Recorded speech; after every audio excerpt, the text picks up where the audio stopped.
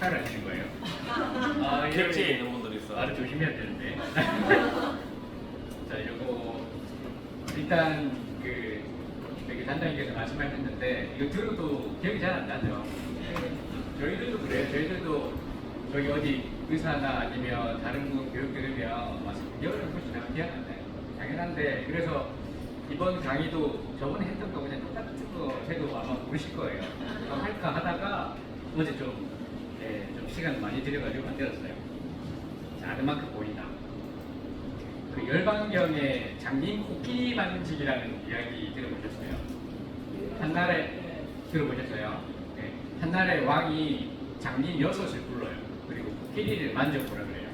그리고 어떻게 생겼는지 설명을 보라고 합니다. 한이는 코끼리는 무같이 생겼습니다.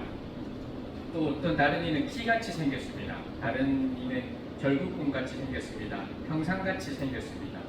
장독같이 생겼습니다. 붉은 밧줄같이 생겼습니다. 라고 설명을 해요. 아니 다 똑같은 코끼리를 만졌는데 이 얘기가 왜 다 다른가? 너희들이 다 착각한 거냐? 아니면 거짓말을 왕 앞에서 감히 하는 걸까요? 그렇죠. 당연히 아니겠죠. 무 같다고 하는 사람은 코끼리의 상하를 만졌고 키 같다고 하는 사람은 코끼리의 뒤를 만졌고 절구꿈 같다고 하는 사람은 코끼리 다리를 만졌고 밧줄 같다고 하는 사람은 코끼리의 꼬리를 만졌고 그 다음에 장독대 같다고 하는 사람은 코끼리 배를 만졌고 평상 같다고 하는 사람은 코끼리 등을 만졌죠. 이들은 사실을 말했어요. 그게 사실인데 어떤 의미에서 사실이었어요. 근데 이 어떤 의미가 중요하죠. 어떤 의미의 실제는 내가 알 수 있는 한계 안에서 그러니까 내가 아는 것만 설명하고 그냥 그게 내 삶이 된다는 거예요. 여러분들이 이 강의를 통해서 많은 거를 가져가실 필요는 없다고 생각해요. 처음부터 말하는 끝까지 내가 저 설명을 못 알아듣겠는데 저거를 아는지 모르는지 그거 하나 가지고 여러분 영업에 영향을 전혀 미치지 않는다는 생각을 합니다.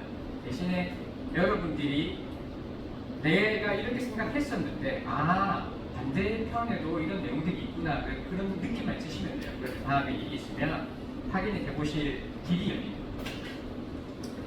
약간 하나를 공부하고 갈게요.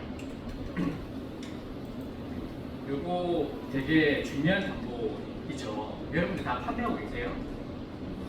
민사소송 법률 이용 손해를 판매하고 있지 않으세요? 여러분들 그 보험을 많이 팔고 있잖아요. 판매하시는데 보험회사가 요즘에 보험금을 쉽게 준다는 얘기를 많이 들어요. 안 준다는 얘기를 많이 들어요. 그럼 제가 생각하는 가장 아름다운 이상적인 그림은 뭐냐면 이 담보를 가입해 놓고 예를 들어 한 회사에 가입돼 있어요.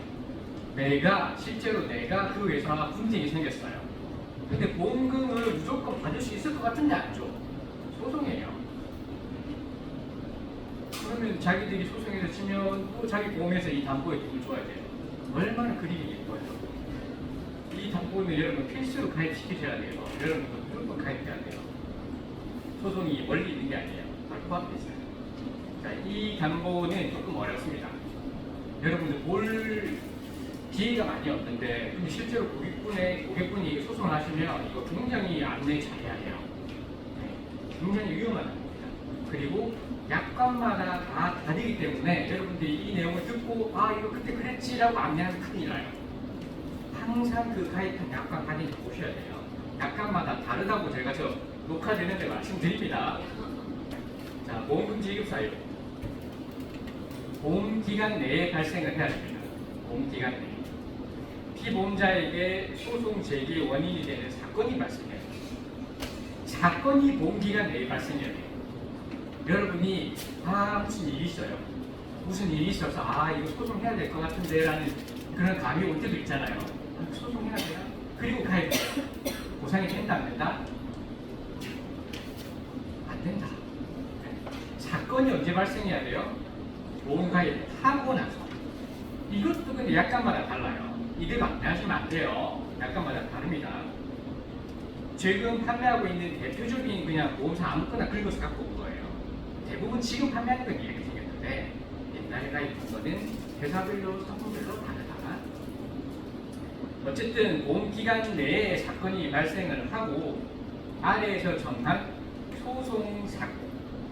소송 사건이 보험기간 중에 대한민국 법원에 제기돼야 된다. 보험기간 중에 또 제기도 돼야 돼요. 사건도 보험기간 내에 발생하고 제기도 보험기간 내에. 보험기간이 끝나면 제기해봤자 무효가 안 된다. 그래서 그 소송이 판결, 조정, 하회로 종료되면 돈을 주는 방법이다. 쉽죠? 보험기간 내에 사고가 발생하고 원인이 되는 사고가, 그리고 보험기간 내에 소송을 걸어야 돼요. 그러면은 판결, 조정, 화해를 하게 되면 좋아요.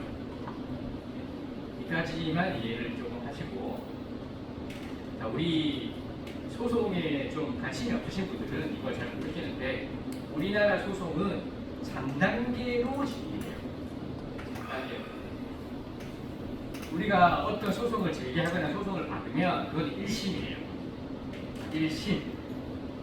그러면 1심이 결과가 나면 한 명은 불만이 있을 거 아니에요. 불만이 있죠. 이 불만이 있는 사람이 다시 억울해하고 소송을 다시 제기할 수 있어요. 나 이거 억울하다. 한 번 더 판단을 결정하면은 2심을 합니다. 그걸 강소라고 해서 강소심을 하게 돼요. 그러면 또 두 명 중에 한 명은 이 판결이 나고 나면 불만이 있을 수 있죠. 수긍을 하지 않으면 다시 한 번 더 강소를 또 할 수 있어요. 그거를 우리 상고심이라고 해요. 대법원에 올라가는 겁니다. 상고심을 하게 되면 1, 2, 3 단계를 거쳐서 소송이 진행이 됩니다. 이 약관은 이 각각을 보상을 하는 거예요. 1심 했을 때 변호사 비용하고 잡담 비용, 2심 했을 때의 변호사 비용하고 잡담 비용, 3심 했을 때 비용을 각각 한두 대로 보상을 해요. 좀 이따 얘기할게요. 자, 1항의 비용이 바로 이게 거죠. 1항의 소송은 1심, 강소심, 상고심, 이거를 심급별이라 하고요. 보험기간 내에 제기되어야 합니다. 보험기간 내에 제기도 중요한 일이죠. 1심을 했어요.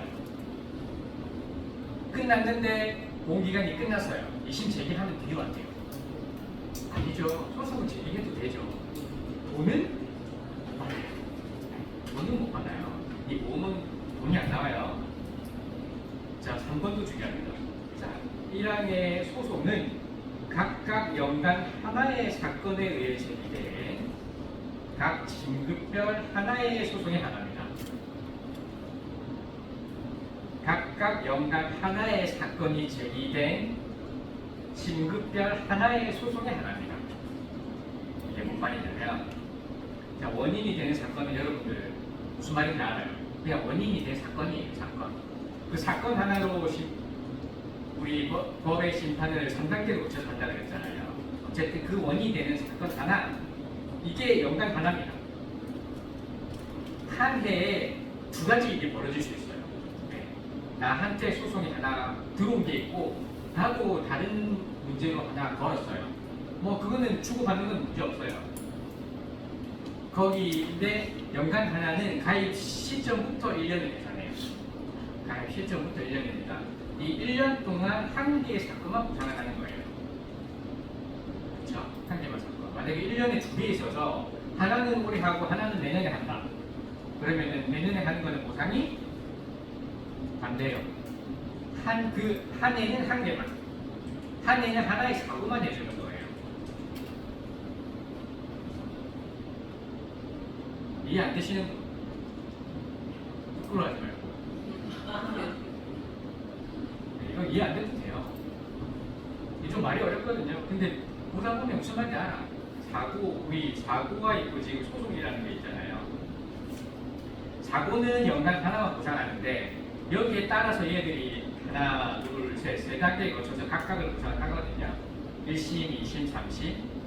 얘들은 어차피 사고가 한 개의 원인으로 세 개를 하는 거잖아요. 얘는 상관이 없어요.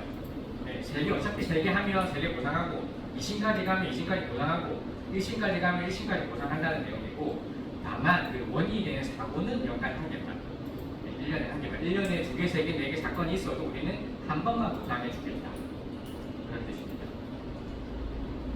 그리고 하나의 소송이라는 우리 진급별 하나의 소송을 보상한다 그랬잖아요. 이게 또 뭔 말이냐면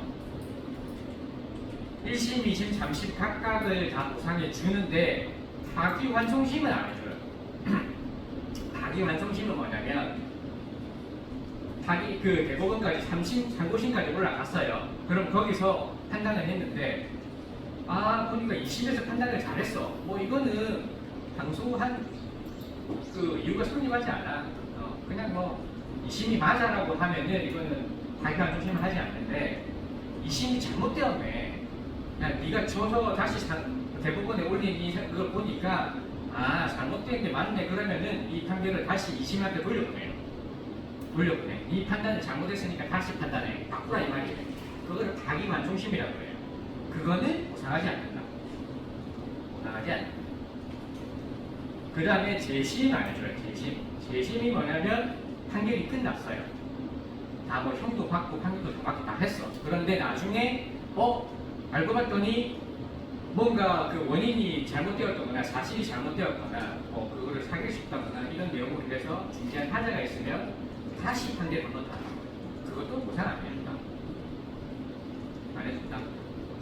뭐 진급별 1, 2, 3 그것만 해주겠다 이 말이죠. 그 다음에 반소는 그렇게 해줘요. 반소는 뭐냐면 보험사가 나한테 소송을 걸었어요. 옳더군이 나도 니한테 소송을 또 걸어요. 내용은 똑같아요. 내용은 비슷한 한 테두리 안에 있는 사건이에요. 그러면은 이거는 반소로 2가지 심을 한꺼번에 심사를 하거든요. 어차피 내용이 비슷하니까 쌍방이 서로 이제 소송을 건 거예요. 이때는 그냥 하나의 소송을 포함해서 묶어서 간다. 보상을 지급한다. 이거 여러분들 중요합니다. 지금 이 약관에 심급별로 이 돈을 준다고 돼 있어요. 심급별로 이 돈을 줘요. 1심에서 이거 줘. 2심에서 이거 줘. 근데 어떤 약관에는 사고당 한도도 있어요. 사고당 한도도 있습니다. 한번 옛날에 가입하신 분 보시고 바꾸시는 것도 좋아요. 제 생각에는 바꿔주세요. 이거 바꿔줘. 이거 굉장히 중요한 단어입니다. 가입하고 있어야 되고 가입시키셔야 돼요. 우리가 생각하는 그 아름다운 그림을 위해서 봉사 한번 먹어야 돼요. 저 녹음하고 있어서 괜찮습니다. 자, 보험금을 지급하지 않는 타입 이거 잘 안 보거든요. 이 비용에 대해서는 이거를 잘 확인을 하지 않아요. 근데 이거 굉장히 많이 넣어놨어요. 면책상. 자, 면책상에서 중요한 것만 보도록 하겠습니다.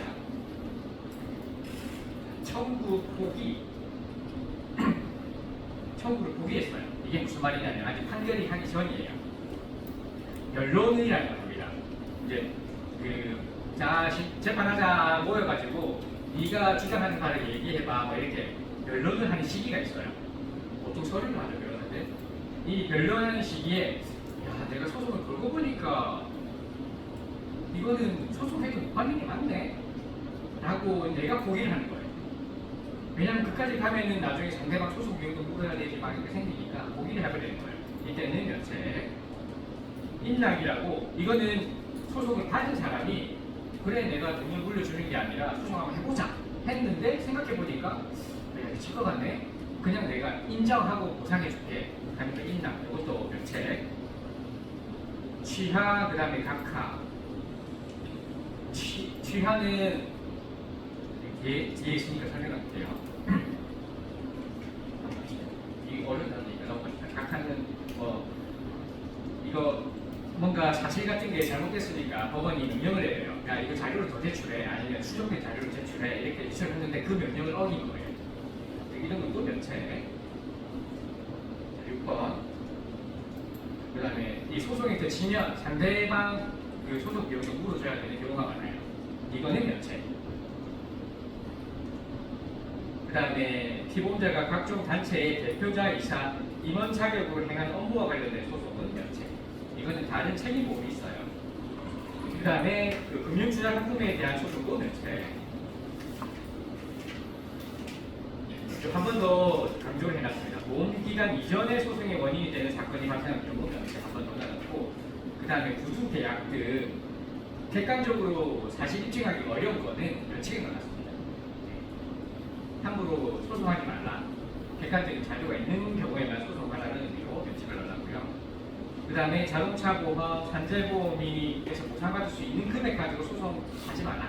어차피 받을 수 있는 거 그런 돈까지 우리가 못 준다 해서 면책 넣어놨습니다. 네, 환경오염, 일조권, 조망권, 소음, 진동, 명예훼손 이런 걸로 소송 많이 하거든요. 이거 면책. 그 다음에 성면의 발암성 전자파 피해, 의약품의 지속적인 투여로 인한 피해, 의약용구의 지속적인 사용으로 인한 피해, 흡연으로 인한 피해는 면책. 그 다음에 가족 간의 소송도 면책. 여기 가족이라고 명시해 놨어요.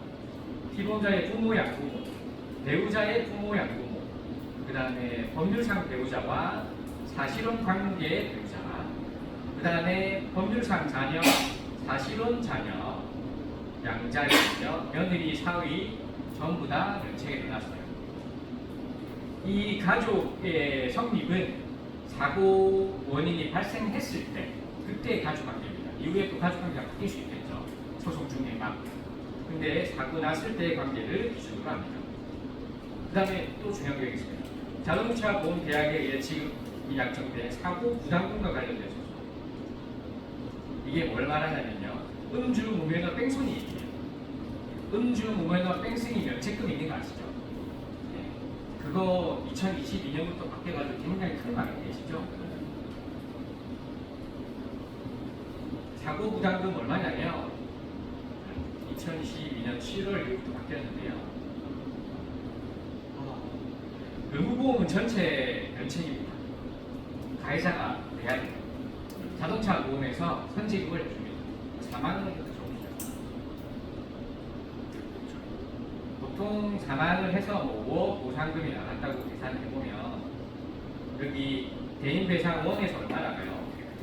1억 5천? 네, 1억 5천이나 1억 8천 나갔는데 1억 5천. 그 다음에 초과 금액은 여기 대인2에서 나가죠. 대인2에서 3.5억이 나가요. 총 5억이 나가는데 이 1.5억하고 임의보험은 1억까지가 자기 부담금이에요. 가해자가 다시 뱉어내야 되는 돈이에요. 그러면 대인사고만 지금 2.5억을 내야 되고요. 대물사고는 책임이 2천만 원이죠. 네, 대물은 5천만 원까지 자기 부담금이었죠. 10천만 원. 그러면 총 뭐 3억 2천만 원 정도 자기 부담금이 발생할 수 있어요. 근데 이 사람은 사람당이잖아요. 사람당 보상하잖아요. 이 면책금은 어떻게 될까요? 사람당 면책금 내길까요? 사람이 3명이 죽었어. 그러면은 면책금이 7.5? 7.5일까요? 그건 아니에요. 면책금은 사고당. 면책금은 사고당. 사고당입니다. 어쨌든 이런 관련된 소송은 안 준다. 그 다음에 변호사 비용이 우리가 변호사 비용은 정하기 나름이잖아요. 비싼 변호사들 있잖아요. 네, 부장판사 뭐 이런 사람들 비싼 변호사들 엄청 비싸요. 5천만 원 막 1억이래요. 5천만 원이면 뭐 성공 보수 막 이렇게 하는데 그 비용을 다 주진 않아요. 이 보험에서는 그 변호사 보수에 관한 법률이 있어요. 거기서 정한 기준 내, 한도 내에서 실제로 계약해서 나간 금액을 줘요. 비싼 변호사를 쓰면 내 돈이 더하여진다고 생각하면 돼요. 보험에서 나오는 건 더하기 내 돈. 그래야 비싼 변호사를 쓸 수 있습니다. 이거 어렵습니다. 이거 어려워요. 정리 한번 더 해보고 어때요? 정리 한번 더 해보죠. 자, 민사소송 법률 비용은 보험기간 내에 사고가 발생하고 소송도 보험기간 내에 해야 돼요. 보험기간 끝나는 시기를 잘 보셔야 돼요. 혹시라도. 여러분들이 고객이 소송을 하시거나 여러분들이 하시는데 공기가 언제 끝나를 보고 계산을 보내드려요. 그 다음에 우리나라의 소송은 1, 2, 3심으로 나뉘어지는데 이거 각각의 한도를 보장한다. 하지만 약간마다 상이하다. 그리고 연간 하나의 사고만 보장한다. 연간 하나의 사고. 그리고 또 약간마다 그리고 면책사항이 여러 개가 있다. 확인해봐야 돼. 면책사항이 확인해봐야 돼. 그리고 변호사 비용도 모두 다 주는 게 아니고 한도가 정해져 있다. 한도가 정해져 있다는 걸 아셔야 돼요. 까지 했습니다. 여기서 혹시 질문 드리신 거 있나요?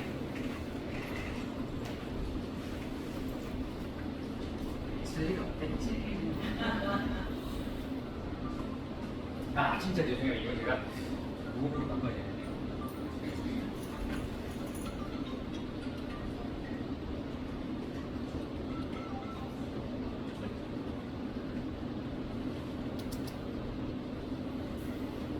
다음 부분 봅시다. 안보험 관련 사례를 오늘 좀 모아왔습니다. 여기까지를 빠르게 살펴볼게요. 일단 책임 개신의 안진단 회피 이거 여러분 우리 중에 있으세요? 아직도 없어요? 여러분 보세요. 내가 병원에 갔어요. 건강검진이었나요?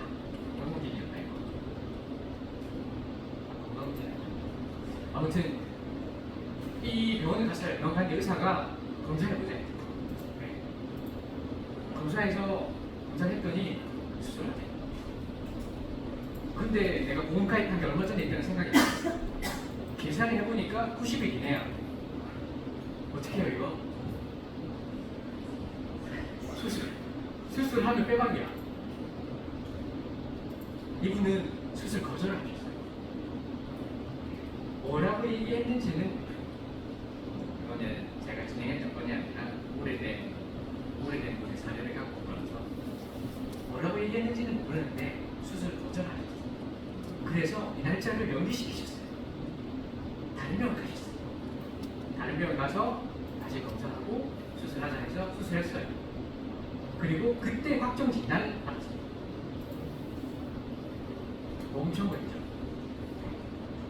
보험사 어떻게 할까요? 여러분들이 보험사 어떻게 하겠습니까? 네? 어떠한 내용으로 면책을 하실 거예요?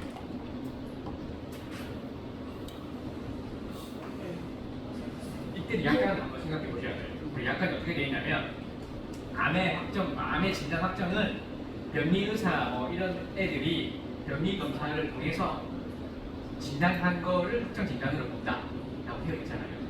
그리고 시기에 대한 내용은 없어요. 언제가 암 확정된 시기입니다 라는 얘기는 정확하게 약간이 없어요. 보험사 직원이에요. 지금 잘 나가고 있어. 면책해가지고 상도 받고 보너스도 많이 받는 직원이야. 이거 어떻게 면책하겠어요? 면책할 수 있잖아요. 딱 봐도. 예, 그게 확정 진단이 아니었고 일증이었어요. 미세치료 일증이었어요. 어떻게 하실 거예요? 면책을 해야 돼. 장사가 지금 면책하네. 뭘 적어서 면책해야 돼. 봅시다. 이분이 다 뭔가에 입대했습니다. 언제가 90일이냐면 여기가 90일이죠. 이거 90일 여러분 계산할 때 되게 중요해요. 90일 할 때 그 첫날을 포함해요? 포함을 해요. 포함하는 건가? 그러니까 저걸 테니까 말을 한번 못하겠어. 가입일로부터 아니에요? 상법은 이렇게 돼 있을 거예요. 돼 있을 거예요로 이제 표현하는 겁니다. 상법은 이렇게 되어 있을 거예요. 초일 불산이. 여러분 보험 청구하면 언제부터 3일 이내에 지급해야 되잖아요. 3년의 이내에 초일 불산일이에요. 오늘 청구하면 오늘 접수되면 내일부터 1, 2, 3일이에요. 몰랐어요? 알고 계셨죠? 알고 계시는데 저거 여러분들도 긴장해서 그래요. 90일 계산할 때도 초일 불산이. 이거 하루 때문에 못 받는 사람이 있어요. 막 싸우거든요. 싸워도 의미 없어. 이것도 줘요. 그냥 상법이라서. 자, 이 90일이 이때쯤이에요. 이때쯤인데 왜냐면 이거 달을 미리 계산해봐야 되는데 이게 의미가 있는 날짜가 아니라서 제가 계산 안 해봐요.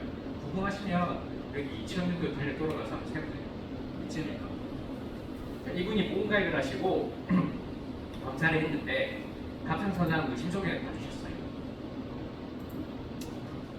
근데 수술 권유했는데 거부했어요. 그리고 다른 병원을 가셨죠. 그리고 미세친 흡인 세포 검사를 하셨어요. 이때 확정 진단이 나오면 되는데 옛날에는 확정 진단 잘 안 나왔어요. 지금은 굉장히 높은 확률로 확정 진단이 나와요. 옛날에는 이게 안 나와서 이분이 의심된다는 내용으로 나왔어요. 유두암. 간혹 진짜 이런 분들이 계시더라고요. 여기서 갑자기 갑상선 얘기하는데 유두암이 왜 나와? 그게 아닌 거 아시죠? 네, 이거 아니에요. 다른 거예요. 갑상선에 이거 유두처럼 생겨서 유두암이에요. 이걸 의심받아서 이 병원에서도 수술을 권유했죠. 이제 90일 지나서 수술 권유한 거예요. 그래서 수술했습니다. 암 진단 확정을 받으셨어요. 자, 이때 요 검사를 하셨는데 이 검사를 하셨어요. 날벼락 하셔가지고 미세 침입술에 의한 세포 검사 결과 갑상선암으로 의심되는 소견이 있었어요. 확정 진단으로 보기는 어렵죠. 확정 진단으로 보기는 어려워요. 이 자체를 가지고 확정 진단 아니에요. 옛날에 확정 진단 아니었어요. 자, 수술을 권유받고도 거절을 했어요. 의료 회피. 의료 회피한 거죠. 의료 회피했어요. 이걸 입증을 어떻게 할 것인가? 의료 입증했다는 건 어떻게 할까요? 어렵죠. 의료 회피했다는 걸 입증하기 쉽지 않아요. 정황상 고의로 하게 맞는 것 같은데 어떻게 입증할 거예요? 보험사는 면책을 이거 했어요. 고의를 입증을 못해서 어떻게 했냐면 우리 약관에 보면은 확정 진단은 이렇게 합니다라고 해놓고 밑에 병리학적 검사가 불가능한 경우에는 임상학적 진단이 가능하다고 했어요. 우리 간암 같은 거 조직 검사 잘 못하거든요. 네, 조직을 못 떼내요. 출혈시켜서 못 떼내면은 그냥 영상을 보고 진단을 내려요. 근데 보험사들은 잘 안 주려고 하는데 어쨌든 진단을 내릴 수 있어요. 조직 검사 안 해요. 그걸 임상학적 진단을 하거든요. 지금 바뀐 약간 남아가고 났을 거예요. 어쨌든 보험사가 면책을 어떻게 했냐면 병리학적 검사가 가능하지 아니할 때 해당한다. 그래서 임상학적으로 진단이 가능하다. 이 사람이 정상적인 진료 과정을 거쳤다면 진단이 그때 되었을 건데 이분이 일부러든 뭐든 그거를 안 하셨기 때문에 그때 임상학적으로 확정된 걸로 봐야 된다 해서 목록을 면책했어요. 그래서 여러분들 이거를 오히려 이렇게 날짜를 명기하시면 그 날짜가 애매하면 붙어볼 수도 있어요. 왜냐하면 수술한 날짜가 의사 수술하자 하는 대학병원이 내일 당장 수술한 거 아니잖아요. 수술 일자가 있잖아요. 일자가 있으니까 뭐 확정 진단하는 날짜도 좀 차이가 며칠 나고 하니까 그런 걸 좀 잡아볼 수 있어요. 내가 일부러 한 게 아니에요. 그리고 그걸 검사가 입증할 수 없어요. 근데 이거는 날짜가 굉장히 텀이 많으셨어요. 충분히 수술도 했었고 진단받을 수 있는 날짜가 되었어요. 그리고 결정적인 이유가 뭐냐면 진료 기록부에 이렇게 좀 확실한 경우에는 받을 가능성이 높다라고 생각하는 사람들이 수술을 거부하면 의사 선생님들이 뭐라고 어떻게 하냐면 이렇게 진료 기록부에 보시면 글자가 원래 이만한 글자로 적어요. 근데 2배 넘는 폰트로 아주 크게 박아요. 본인도 수술을 권유했는데 이 사람이 거부했다는 걸 정확하게 남겨놓으려고 제가 이름을 한 3번 봤거든요. 이런 게 있으면 쉽지 않다. 조직 채취 후 계약 종료. 조직 채취 후 계약 종료. 이분이 진단을 받으셨어요. 보험금을 처음에 했는데 그 사이에 제가 퇴사를 해가지고 몸이 붙였습니다. 단체 보험을 가입하셨어요. 단체 보험, 1년짜리 단체 보험을 가입하셨는데 대장경종 제거수를 받으셨습니다. 그리고 병리 검사 보고서에 어떻게 되어 있냐면 자, 이날 용종 제거수를 받았으니까 채취일은 이날로 되어 있어요. 그 다음에 접수 유관 검사를 다음날 했습니다. 그리고 그 다음날 퇴사를 하셨어요. 퇴사를 하면 단체 보험 어떻게 돼요? 종교. 자격 상실. 자격 상실했어요. 조직 검사 보고일이 21일입니다. 여러분들이 보험금을 받는 사람이라고 생각하면 이거 어떻게 주장해서 나가시죠? 옷 벗어야지. 네? 가서 옷 벗어야지. 돈 내놔. 네, 말씀하세요. 네, 아니 말씀하셨잖아요. 괜찮아요. 먼저 채취했으니까. 그렇죠, 그렇죠. 봐요. 암의 진단 확정 시기에 대한 규정이 없어요. 언제 암의 진단 확정인지에 대한 내용은 없어요. 약간의. 자, 그리고 이게 조금 어려운 말인데 원래 우리 전이암, 재발암 이런 거 줘요. 옛날에 가입했다는 안 가지고 암 있고 가입하고 전이 재발 줘요. 이전 암하고 인간관계 있는 건 안 주잖아요. 인간관계 있는 건 안 주는데 그 봐봐 이전에 있는 거하고 인간관계 있는 거 안 주니까 이거는 보험 가입 내에 발병 되게 중요한 거야. 아 보험 가입 내에 발병하는 것 자체가 중요한 거라고 이 답답한 사람아. 뭔가 담당자한테 얘기하는 거야. 아니 내가 봐봐 언제 진단받았어? 보험 기간 내에 내가 진단받았잖아. 그게 중요한 거지.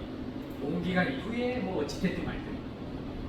자 날짜를 다시 보면 내가 이날 수술을 받고 그 다음날 의사가 할 거 다 했잖아. 내 세포 다 봐가지고 이게 아닌지 아닌지 막 다 적었어. 다 할 건 다 했단 말이야. 대신에 진단서만 작성을 안 했느냐 탄독지를 이틀 뒤에 있단 말이에요. 어차피 이때 내가 그 판정받은 암은 다 결론이 났고 그냥 글자만 며칠 뒤에 적은 거야.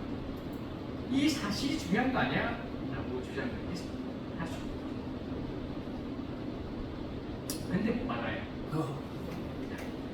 암보험의 그 약관에는 명확하게 명시가 되어 있습니다. 암의 진단 확정은 이게 진단이 그 발병해야 된다. 뭐 아니면 그냥 단순 진단이어야 된다 이런 내용이 아니라 확정 진단이라고 되어 있습니다.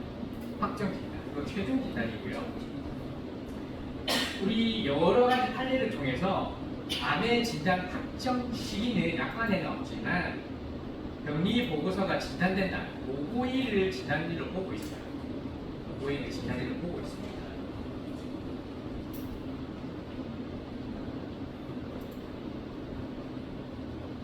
약관에서 보험금 지급 사유로 암의 실제 발병일이 아니라 보장되시 이후에 진단 확정일 기준으로 규정하고 있다는 게 중요한 사항입니다. 이런 유사 사례들을 통해서 이미 관련된 내용이 있어서 이분은 이렇구나 저렇구나 받았습니다. 이거 꼭 단체 보험이 아니더라도 보험 만기가 되는 때 나이 드셔서 안 걸릴 수 있잖아요. 그럴 때도 여러분들 이런 미세한 터치가 중요해요. 그게 관리할 때 만기를 체크해 보셔야 돼요. 건강검진이 그 마무리해서 많이 할 수 있잖아요. 그러면 좀 땡겨서 하거나 해야 돼. 아니면 새로 가입되거나 새로 가입하면 좋지. 새로 가입시켜서 검사를 시켜야 돼요.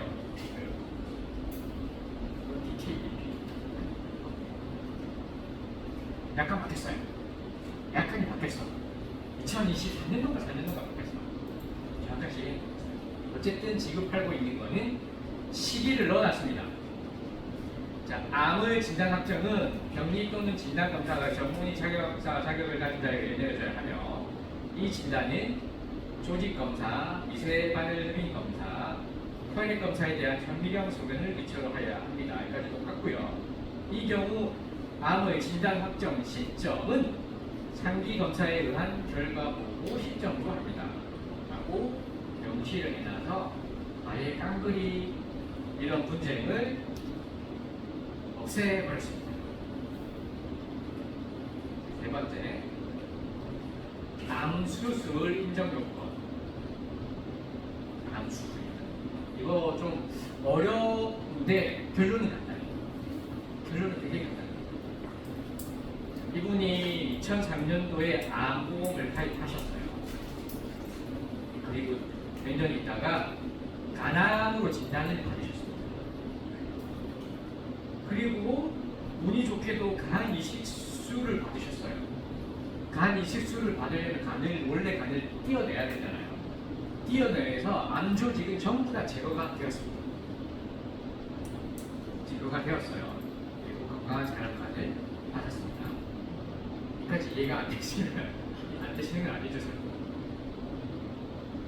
자, 이거 근데 간 이식하시면 합병증이 굉장히 많이 발생해요. 잠깐만, 이거 좀 어려운데 제가 설명하기가 안 뜨네. 왜 이러지? 안 뜨는구나. 그래.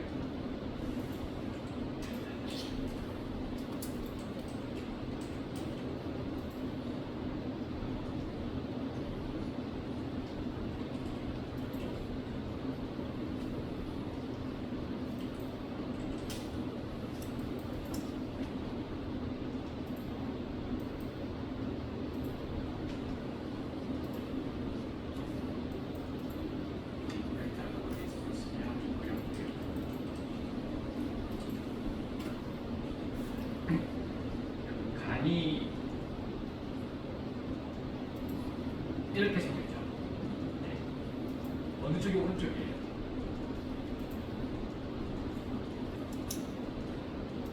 왼쪽.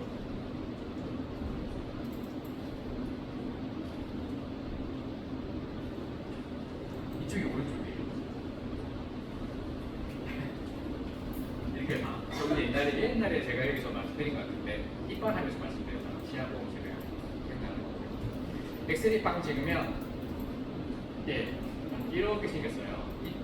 이쪽 오른쪽이잖아요. 영상은 무조건 이쪽이 오른쪽이에요. 이렇게 찍기 때문에 이게 정면에서 찍는 거예요. 내가 머리가 있고 몸이 이렇게 있겠죠. 이쪽이 오른쪽입니다. 자, 이 간이 있는데 간을 자기 이식을 받아요. 그러면은 어느 쪽을 이식받냐면 오른쪽을 이식받아요. 오른쪽을 이식받아요. 이식받는 사람은 공연하는 사람은 오른쪽을 떼가지고 주는 거죠. 그러면 이게 오해하시는 분들이 있는데 간은 재생이 좋잖아요. 엄청 재생을 잘하기 때문에 준 사람도 살고 받은 사람도 사는데 이렇게 간을 이렇게 이식을 받았습니다. 이식을 받으면 이 간이 재생을 어떻게 하냐면 이 도마뱀 꼬리 탕 자르면 도마뱀 꼬리가 도로 원래대로 자라잖아요. 그렇게 재생되지 않아요. 간을 이렇게 이식받으면 이 모양에서 부피만 이렇게 커져요. 뚱뚱해져요. 그 모양이 이렇게 생기는 게 아니에요. 뚱뚱해집니다. 그럼 무슨 문제가 발생하냐면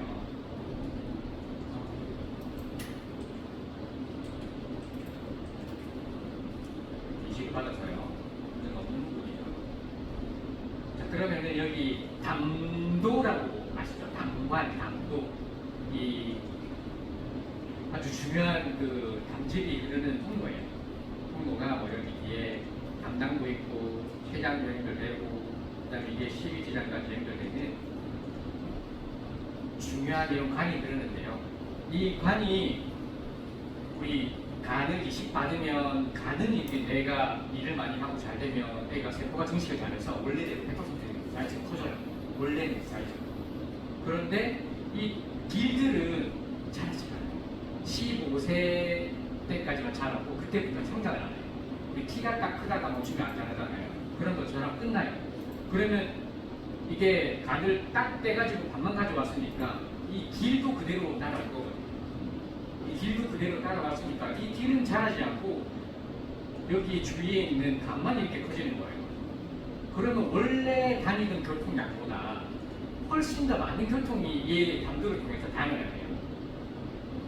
그러니까 교통체증이 생기고 교통사고가 나고 문제가 생기는 거예요. 그래서 이 담관에 문제가 많이 발생해요. 어떤 선생님은 이 간 이식을 한 사람의 이런 담도 합병증이 없을 수 있다면 그건 우회사각이라고 얘기할 정도로 아주 힘들어요. 이제 지금 별책이 없어요.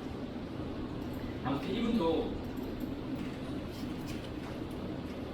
다들 이식하시고 이식하셨으니까 문제가 발생합니다. 합병증이 발생해가지고 수술을 11차례에 걸쳐서 해요. 협착 나와가지고 거기를 뚫어줘야 되거든요. 당도가 밑으로 내려가지 않으면 사람은 죽어요. 죽습니다.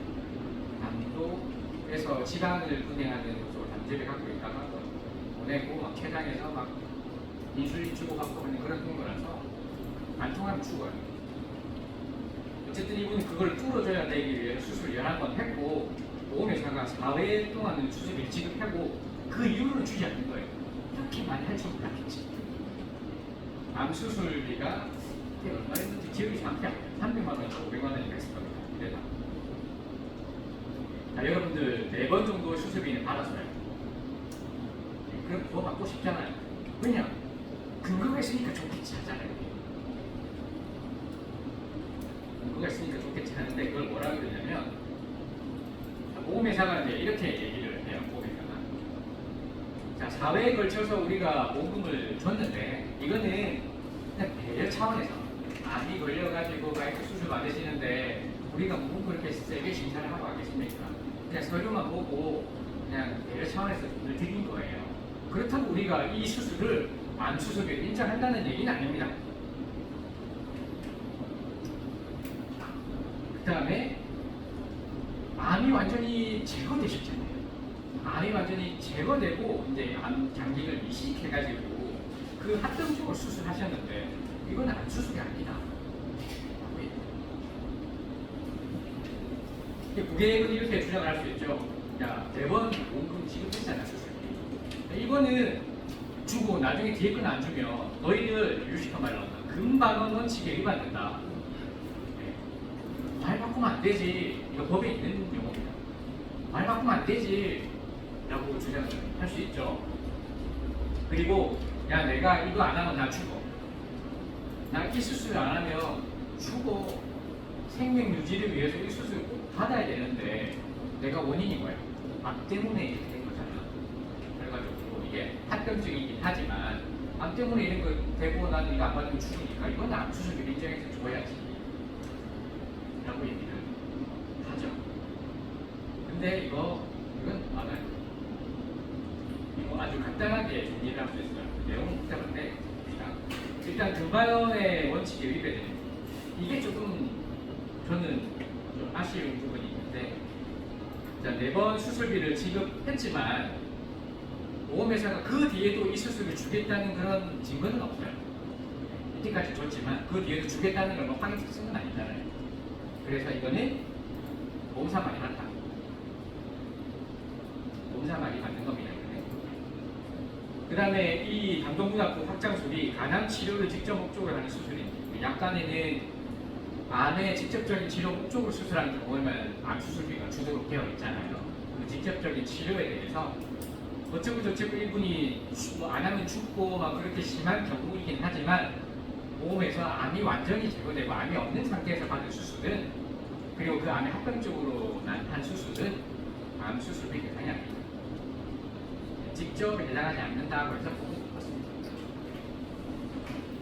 자, 이거는 똑같은 수술인데 돈을 받을 수 있는 경우예요.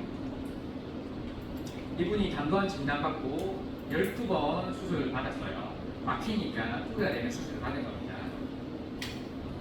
자, 이분도 몇 번의 수술비를 주고 몇 번을 안 줬어요.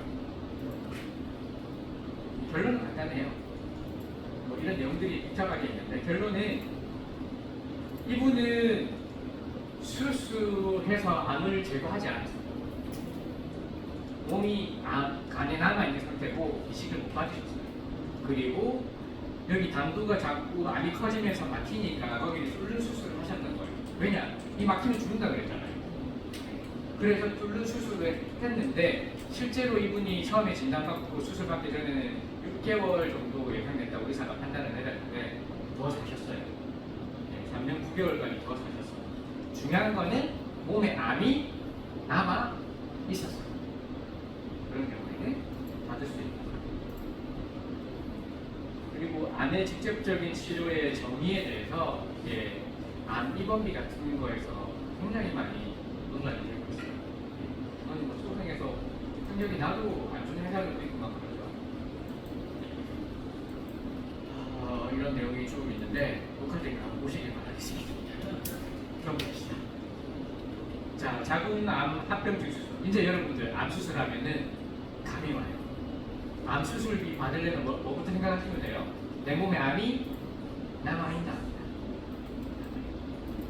이분이 수술을 쭉 했습니다. 엄청나게 수술하셨어요. 자, 1회차 수술로 암이 다 제거됐어요. 그러면은 암 수술이 못 받는다 생각하시면 돼요. 똑같이 자궁암 합병증 수술 하신 분이에요. 이분은 이거 엄청나게 이분도 수술하셨어요.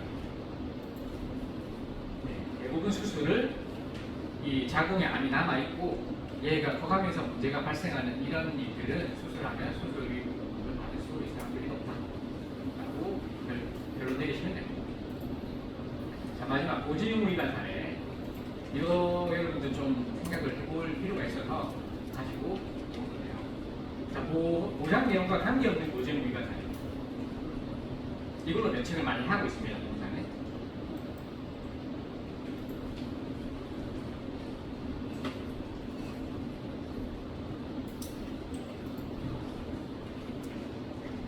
이분이 보험 가입 이전에 피부가 알레르기 치료를 받으셨어요. 14일 통원 30일 약물을 투여하셨습니다. 지금 이거 보증 위반 다 걸리잖아요. 알짜죠. 그 다음에 건강검진 목적으로 이런 치료를 보고 위내시경 검사, 폐검사 예약하셨는데 이게 첫 번째 배지 사유고 보험사가 이게 두 번째 배지 사유예요. 첫 번째 배지 사유는 이거하고는 관련이 없어서 제가 빼버릴게요. 복잡하게 하고 관심 있으면 여기 찾아보시면 되고 제가 할 거는 요 내용입니다. 알레르기 접촉성 피부요. 그 뒤에 계약을 하시고 위암 진단 받으셨습니다. 네. 자, 그 뒤로 보험회사가 위의 내용으로 배지한다는 내용을 발송하고 배지를 했습니다. 이분이 가입한 보험 내역입니다. 상해 사망, 상해 불장애, 5년 낙입 면제, 낙입 지원.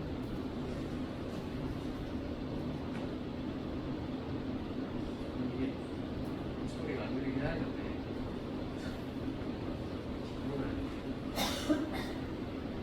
상해 수술, 뇌혈관 질환 진단, 심혈관, 중증 질환자, 산전증내, 질병 수술, 동수술, 120대 질병 수술비를 가입하셨어요. 여기 보증 위반 좀 패스하겠습니다. 전부 다 이용을 하셨고요.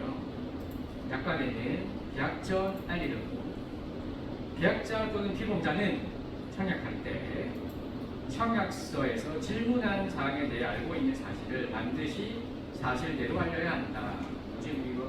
고지의무와 같습니다. 넘어가고. 자, 알리는 위반의 효과. 위반하면 어떻게 되느냐? 회사는 다음 각과 같은 사실이 있는 경우에는 손해 발생 여부와 관계없이 계약을 해지하거나 제한할 수 있습니다. 어떤 경우에 해지하거나 제한할 수 있냐면 계약자 피보험자가 고의 또는 중대한 과실로 중요한 사항에 대하여 사실과 다르게 알린 경우. 보험회사가 아까 이것 때문에 해지한다고 했죠. 5년 이내에 알레르기성 접촉 피부염 30일 이상 투약한 사실 이걸로 해지를 했습니다. 자, 우리 고지 의무 위반은 상법 제651조에 있습니다. 보험계약 당시에 계약자 피보험자가 고의 또는 중대한 과실로 중요한 사항을 고지하지 아니하면 안 된다. 계약을 해지할 수 있다. 그래서 포인트는 고의, 중대한 과실, 중요한 사항. 중요한 사항이란 어쨌거나 저쨌거나 객관적으로 보험회사가 그 사실을 안다면 그 계약을 체결하지 아니하든가 거절하든가 적어도 동일한 조건으로 계약을 체결하지 아니한 라고 생각해요. 뭐 담보를 제한하느니 보험료를 할증한다느니 이런 사유가 있는 애들은 고지의무 위반으로 중요한 사항이에요. 그게 아니면 중요한 사항인가요? 아닌가요?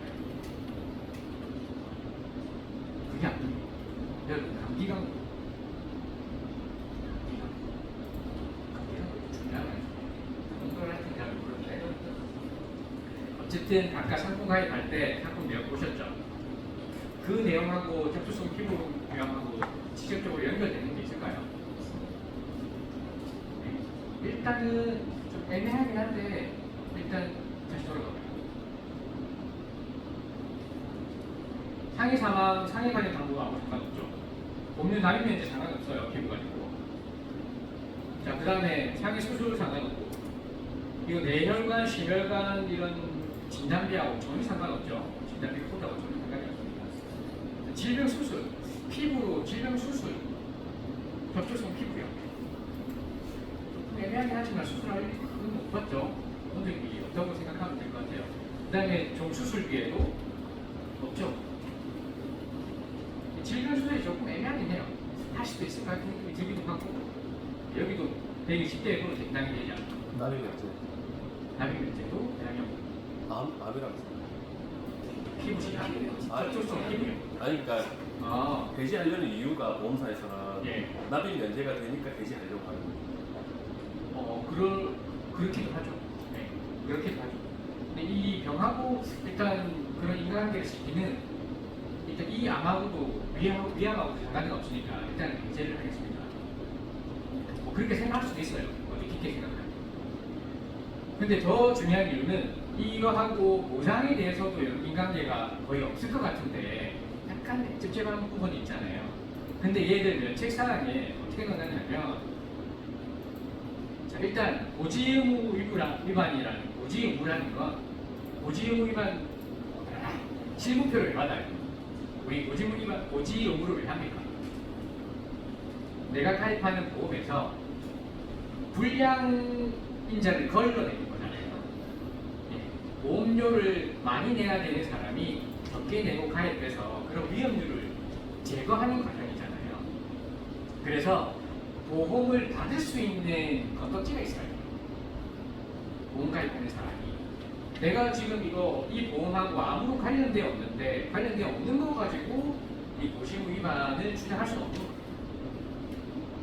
왜냐하면 내가 이거 가입할 때 아까 법에서 봤잖아요. 중요한 사항이어야 된다고. 내가 하는 게 중요한 사항이어야 된다.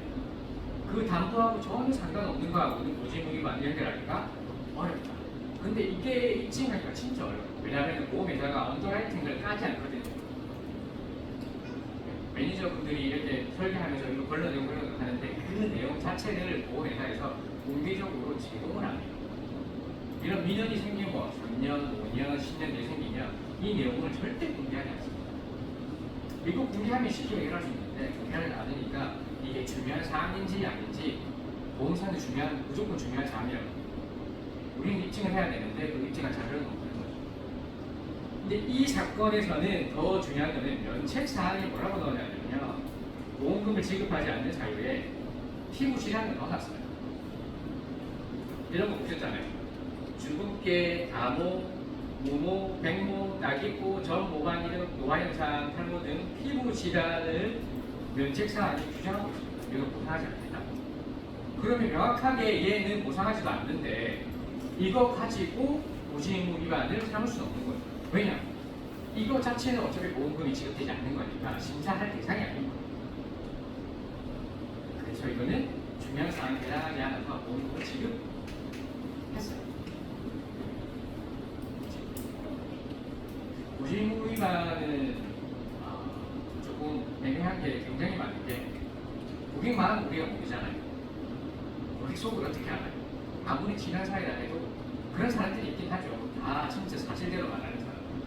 근데 알 수가 없잖아요, 사람은. 그래서 이게 진짜인가 아닌가 그 판단하기도 쉽지가 않고 두 번째로는 보험사는 무조건 면책이에요. 무조건 면책. 겉으로 성립만 되면 무조건 해지 때립니다. 그게 어려워요. 그리고 이런 사항을 주장을 해도 잘 받아들이지 않아요. 건강검도 이거에 대한 판단이 애매하니까 판단을 좀 하게 되죠. 소송가도 어떤 건 안타깝고 어떤 건 아니다깝고 그런 사람. 하지만 여러분들 너무 이런 명확한 경우에는 집중해 들어주셔서 정말 감사하고요. 한 시간 동안 이렇게 나오면 안 되는데 혹시 질문 있으세요? 다른 질문 있으세요? 공부하지 마시고 네? 보험금이 지급이 됐어요. 이거는 부활 보험 되죠? 보험 되죠? 보험금이 지급이 이거는 배지권이었기 때문에 보험 부활되고 부활이 됐어요. 이게 납입이 됐어요.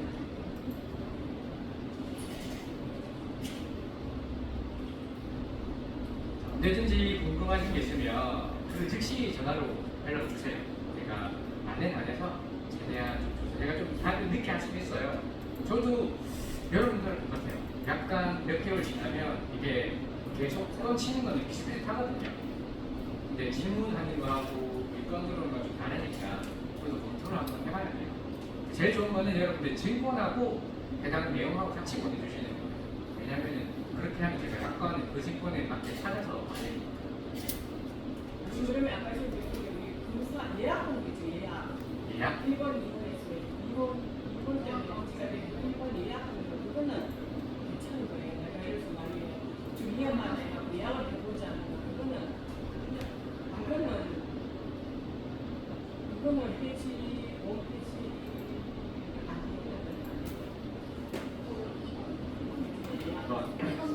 이거 보시면 이걸 말씀하시는 거죠. 이분 같은 경우만 판단을 해야 돼요. 원래 이렇게 각각 판단하게 되어 있어요. 자, 이분이 병원에 간 목적이 첫 번째로 건강검진을 하기 위해서요. 국가 건강검진 하라는 통지서가 날라왔고 그걸로 병원을 가셨어요. 병원을 갔는데 거기서 일단